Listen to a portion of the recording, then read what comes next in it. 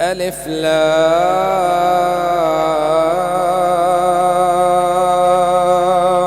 را تلك آيات الكتاب المبين إنا أنزلناه قرآنا عربيا لعلكم تعقلون نحن نقص عليك أحسن القصص بما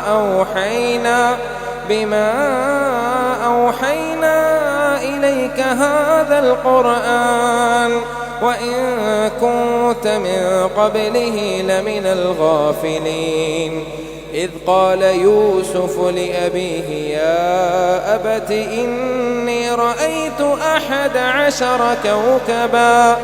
إني رأيت 11 كوكبا والشمس والقمر رأيتهم لي ساجدين قال يا بني لا تقصص رؤياك على إخوتك فيكيدوا لك كيدا إن الشيطان للإنسان عدو مبين وكذلك يجتبيك ربك ويعلمك من تأويل الأحاديث ويتم نعمته عليك وعلى آل يعقوب كما أتمها على أبويك من قبل إبراهيم وإسحاق إن ربك عليم حكيم لقد كان في يوسف وإخوته آيات للسائلين إذ قالوا ليوسف وأخوه أحب إلى أبينا منا ونحن عصبة إن أبانا لفي ضلال مبين اقتلوا يوسف أو اطرحوه أرضا يخل لكم وجه أبيكم وتكونوا من بعده قوما صالحين قال قائل منهم لا تقتلوا يوسف وألقوه في غيابة الجب يلتقطه بعض السيارة إن كنتم فاعلين قالوا يا أبانا ما لك لا تأمنا على يوسف وإنا له لناصحون أرسله معنا غدا يرتع ويلعب وإنا له لحافظون قال إني ليحزنني أن تذهبوا به وأخاف أن يأكله الذئب وأنتم عنه غافلون قالوا لئن أكله الذئب ونحن عصبة إنا إذا لخاسرون فلما ذهبوا به وأجمعوا أن يجعلوه في غيابة الجب وأوحينا إليه لتنبئنهم بأمرهم هذا وهم لا يشعرون وجاءوا أباهم عشاء يبكون قالوا يا أبانا إنا ذهبنا نستبق وتركنا يوسف عند متاعنا فأكله الذئب وما أنت بمؤمن لنا ولو كنا صادقين وجاءوا على قميصه بدم كذب قال بل سولت لكم أنفسكم أمرا فصبر جميل والله المستعان على ما تصفون وجاءت سيارة فأرسلوا واردهم فأدلى دلوه قال يا بشرى هذا غلام وأسروه بضاعة والله عليم بما يعملون وشروه بثمن بخس دراهم معدودة وكانوا فيه من الزاهدين. وقال الذي اشتراه من مصر لامرأته أكرمي مثواه عسى أن ينفعنا أو نتخذه ولدا وكذلك مكنا ليوسف في الأرض ولنعلمه من تأويل الأحاديث والله غالب على أمره ولكن أكثر الناس لا يعلمون. ولما بلغ أشده آتيناه حكما وعلما وكذلك نجزي المحسنين. وراودته التي هو في بيتها عن نفسه وغلقت الأبواب وقالت هيت لك قال معاذ الله إنه ربي أحسن مثواي إنه لا يفلح الظالمون. ولقد همت به وهم بها لولا أن رأى برهان ربه كذلك لنصرف عنه السوء والفحشاء إنه من عبادنا المخلصين. واستبق الباب وقدت قميصه من دبر وألف يا سيدها لدى الباب. قالت ما جزاء من أراد بأهلك سوءا إلا أن يسجن أو عذاب أليم. قال هي راودتني عن نفسي وشهد شاهد من أهلها إن كان قميصه قد من قبل فصدقت وهو من الكاذبين وإن كان قميصه قد من دبر فكذبت وهو من الصادقين. فلما رأى قميصه قد من دبر قال إنه من كيدكن إن كيدكن عظيم. يوسف أعرض عن هذا واستغفري لذنبك إنك كنت من الخاطئين. وقال نسوة في المدينة امرأة العزيز تراود فتاها عن نفسه قد شغفها حبا إنا لنراها في ضلال مبين. فلما سمعت بمكرهن أرسلت إليهن وأعتدت لهن متكئا وآتت كل واحدة منهن سكينا وقالت اخرج عليهن. فلما رأينه أكبرنه وقطعن أيديهن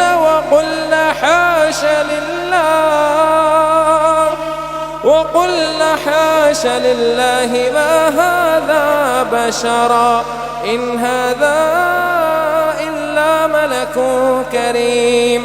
قالت فذلكن الذي لمتنني فيه ولقد راودته عن نفسه فاستعصم ولئن لم يفعل ما آمره ليسجنن وليكون من الصاغرين. قال رب السجن أحب إلي مما يدعونني إليه وإلا تصرف عني كيدهن أصب إليهن وأكن من الجاهلين. فاستجاب له ربه فصرف عنه كيدهن إنه هو السميع العليم. ثم بدا لهم من بعد ما رأوا الآيات ليسجننه حتى حين. ودخل معه السجن فتيان قال أحدهما إني أراني أعصر خمرا وقال الآخر إني أراني أحمل فوق رأسي خبزا تأكل الطير منه نبئنا بتأويله إنا نراك من المحسنين. قال لا يأتيكما طعام ترزقانه إلا نبأتكما بتأويله قال لا يأتيكما طعام ترزقانه إلا نبأتكما بتأويله قبل أن يأتيكما ذلكما مما علمني ربي إني تركت ملة قوم لا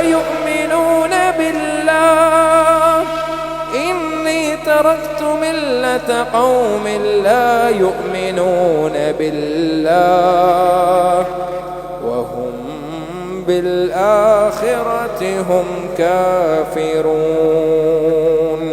واتبعت ملة آبائي إبراهيم وإسحاق ويعقوب ما كان لنا أن نشرك بالله من شيء ذلك من فضل الله علينا وعلى الناس ولكن أكثر الناس لا يشكرون.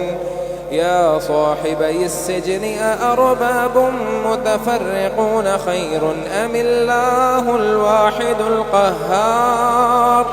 ما تعبدون من دونه إلا أسماء سميتموها أنتم وآباؤكم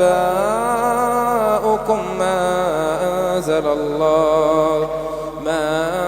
أنزل الله بها من سلطان إن الحكم إلا لله أمر ألا تعبدوا إلا إياه ذلك الدين القيم ولكن أكثر الناس لا يعلمون. يا صاحبي السجن أما أحدكما فيسقي ربه خمرا وأما الآخر فيصلب فتأكل الطير من رأسه قضي الأمر الذي فيه تستفتيان. وقال للذي ظن أنه ناج منه اذكرني عند ربك فأنساه الشيطان ذكر ربه فلبث في السجن بضع سنين. وقال الملك إني أرى 7 بقرات سمان يأكلهن 7 عجاف و7 سنبلات خضر وأخر يابسات. يا أيها الملأ أفتوني في رؤياي إن كنتم للرؤيا تعبرون. قالوا أضغاث أحلام وما نحن بتأويل الأحلام بعالمين. وقال الذي نجا منهما وادكر بعد أمة أنا أنبئكم بتأويله فأرسلون. يوسف أيها الصديق أفتنا في 7 بقرات سمان يأكلهن 7 عجاف و7 سنبلات خضر وأخر يابسات لعلي أرجع إلى الناس لعلهم يعلمون. قال تزرعون 7 سنين دأبا فما حصدتم فذروه في سنبله إلا قليلا مما تأكلون. ثم يأتي من بعد ذلك 7 شداد يأكل ما قدمتم لهن إلا قليلا مما تحسنون. ثم يأتي من بعد ذلك عام فيه يغاث الناس ثم يأتي من بعد ذلك عام فيه يغاث الناس وفيه يعصرون. وقال الملك ائتوني به فلما جاءه الرسول قال ارجع إلى ربك فاسأله ما بال النسوة اللاتي قطعن أيديهن إن ربي بكيدهن عليم. قال ما خطبكن إذ راوتن يوسف عن نفسه قلنا حاش لله ما علمنا عليه من سوء. قالت امرأة العزيز الآن حصحص الحق أنا راودته عن نفسه وإنه لمن الصادقين.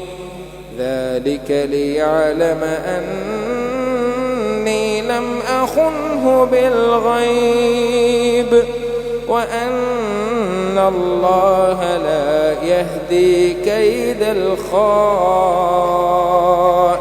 الخائنين. وما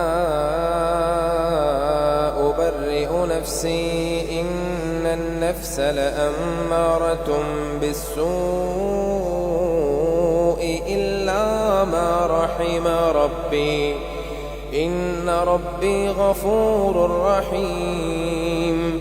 وقال الملك ائتوني به أستخلصه لنفسي فلما كلمه قال إنك اليوم لدينا مكين أمين. قال اجعلني على خزائن الأرض إني حفيظ عليم. وكذلك مكنا ليوسف في الأرض يتبوأ منها حيث يشاء نصيب برحمتنا من نشاء ولا نضيع أجر المحسنين. ولأجر الآخرة خير للذين آمنوا وكانوا يتقون. وجاء إخوة يوسف فدخلوا عليه فعرفهم وهم له منكرون. ولما جهزهم بجهازهم قال ائتوني بأخ لكم من أبيكم ألا ترون أني أوفي الكيل وأنا خير الموزنين. فإن لم تأتوني به فلا كيل لكم عندي ولا تقربون. قالوا سنراود عنه أباه وإنا لفاعلون. وقال لفتيانه اجعلوا بضاعتهم في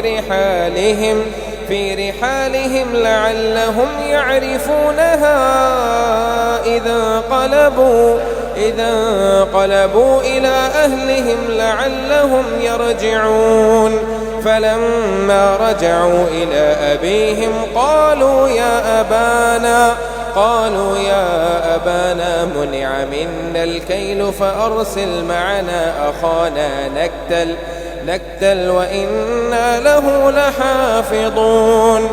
قال هل آمنكم عليه إلا كما أمنتكم على أخيه من قبل فالله خير حافظا وهو أرحم الراحمين.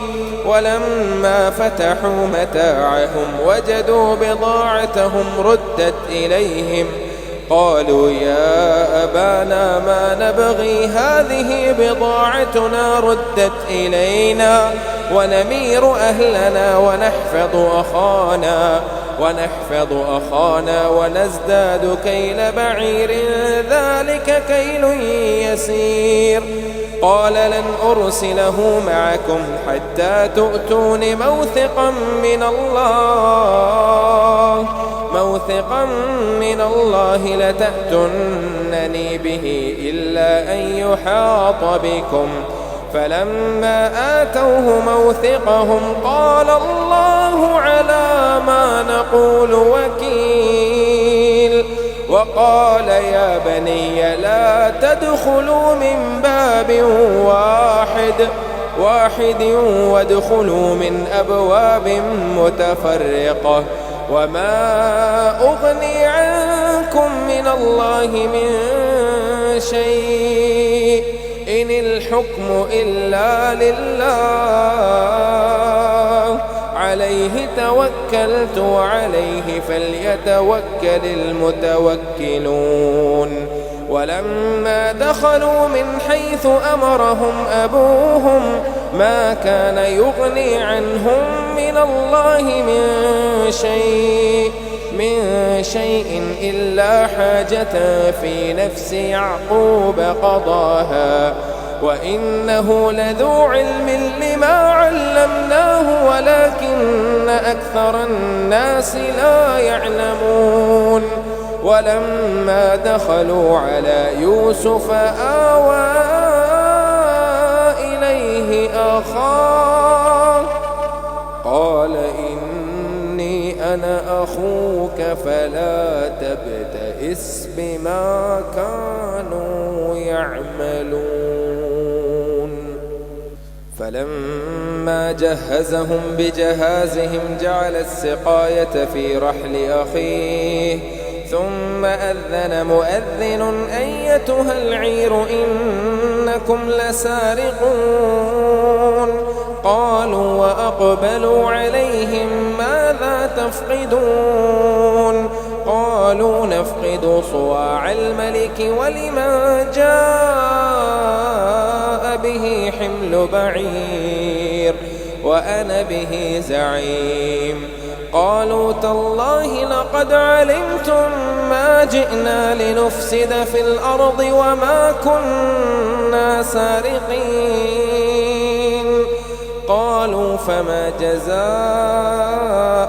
إن كنتم كاذبين؟ قالوا جزاؤه من وجد في رحله فهو جزاؤه كذلك نجزي الظالمين. فبدأ بأوعيتهم قبل وعاء أخيه ثم استخرجها من وعاء أخيه كذلك كدنا ليوسف ما كان ليأخذ أخاه في دين الملك إلا أن يشاء الله نرفع درجات من نشاء وفوق كل ذي علم عليم. قالوا إن يسرق فقد سرق أخ له من قبل فأسرها يوسف في نفسه ولم يبدها لهم. قال أنتم شر مكانا والله أعلم بما تصفون. قالوا يا أيها العزيز إن له أبا شيخا كبيرا فخذ أحدنا مكانه إنا نراك من المحسنين. قال معاذ الله أن نأخذ إلا من وجدنا متاعنا عنده إنا إذا لظالمون. فلما استيئسوا منه خلصوا نجيا. قال كبيرهم ألم تعلموا أن أباكم قد أخذ عليكم موثقا من الله ومن قبل ما فرطتم في يوسف فلن أبرح الأرض حتى يأذن لي أبي أو يحكم الله لي وهو خير الحاكمين. ارجعوا إلى أبيكم فقولوا يا أبانا إن ابنك سرق وما شهدنا إلا بما علمنا وما كنا للغيب حافظين واسأل القرية التي كنا فيها والعير التي أقبلنا فيها وإنا لصادقون قال بل سولت لكم أنفسكم أمرا فصبر جميل عسى الله أن يأتيني بهم جميعا إنه هو العليم الحكيم وتولى عنهم وقال يا أسفا على يوسف وابيضت عيناه من الحزن فهو كظيم قالوا تالله تفتأ تذكر يوسف حتى تكون حرضا أو تكون من الهالكين قال إنما أشكو بثي وحزني إلى الله وأعلم من الله ما لا تعلمون يا بني يذهبوا فتحسسوا من يوسف وأخيه ولا تيأسوا من روح الله إنه لا ييأس من روح الله إلا القوم الكافرون فلما دخلوا عليه قالوا يا أيها العزيز مسنا وأهلنا الضر وجئنا ببضاعة مزجاة فأوف لنا الكيل وتصدق علينا إن الله يجزي المتصدقين قال هل علمتم ما فعلتم بيوسف وأخيه إذ أنتم جاهلون قالوا أئنك لأنت يوسف قال أنا يوسف وهذا أخي قد من الله علينا إنه من يتق ويصبر فإن الله لا يضيع أجر المحسنين قالوا تالله لقد آثرك الله علينا وإن كنا لخاطئين قال لا تثريب عليكم اليوم يغفر الله لكم وهو أرحم الراحمين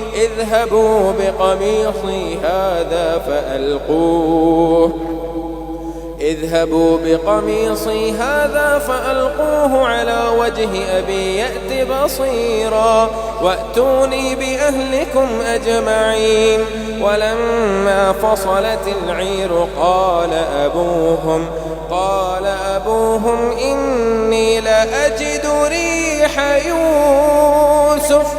إني لأجد ريح يوسف لولا أن تفندون قالوا تالله إنك لفي ضلالك القديم فلما أن جاء البشير ألقاه على وجهه فارتد بصيرا قال ألم أقل لكم إني أعلم من الله ما لا تعلمون قالوا يا أبانا استغفر لنا ذنوبنا إنا كنا خاطئين قال سوف أستغفر لكم ربي إنه هو الغفور الرحيم فلما دخلوا على يوسف آوى إليه أبويه وقال ادخلوا مصر إن شاء